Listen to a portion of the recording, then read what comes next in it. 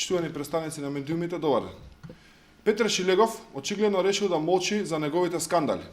Го нема да даде одговори за закупнината од 700 евра за имот кој не постои, го нема да каже дали и колку закупнина добива од 4 фирми пријавени во неговиот стан. Го нема да каже дали преку вакви сомнителни приходи го стекнал неговиот имот од околу 1 милион евра. Јасно е дека Шилегов молчи, бидејќи само ако се погледне во неговиот анкетен лист, веднаш се отвараат нови сомнежи за потеклото на неговиот имот. Еве, например, погледнете ја ставката накит и часовници, кои ги пријавил господинот Шилегов.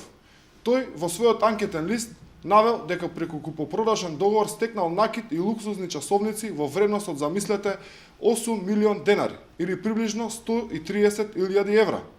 Ако на тоа се придодаде дека доскоро тој и неговата сопруга пријавуваа плата од вкупно 33.000 денари, се претпоставува кој човек со толкави примања во Македонија купил злато, накит и часовници во вредност од 130.000 евра. Од каде ви се овие пари, господине Шилегов, кога сте пријавувале минимални приходи? Дали фирмите кираџи ви плаќаат со часовници, обетки, синџирчиња, прстени, или пак имате пари кои ви се стекнати на чуден начин и не сте ги пријавиле досега?